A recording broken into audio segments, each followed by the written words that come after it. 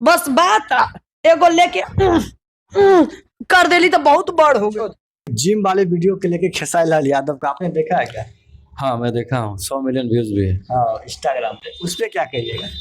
देखिए वो वीडियो बहुत अच्छा है, नो डाउट। पवन सिंह और खेसारी लाल यादव का जो है वो मार्केट डाउन होने वाला है, इस पे क्या कहेंगे? देखिए एक बात मैं बताऊँ, सब लोग अपने लाइफ में काम वर्क कर रहे हैं।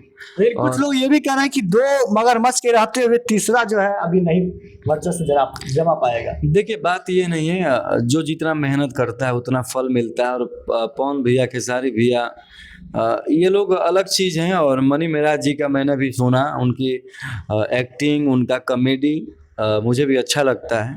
और उनका मूवी आया है, माता रानी से मैं बार बार प्रार्थना करूंगा कि हमारे भोजपुरी में कुछ चेंजिंग होनी चाहिए और उनकी फिल्म का लोग तारीफ। कंट्रोवर्सी चल रहा है एक जिम वाले वीडियो के लेके खेसारी लाल यादव का, आपने देखा है क्या?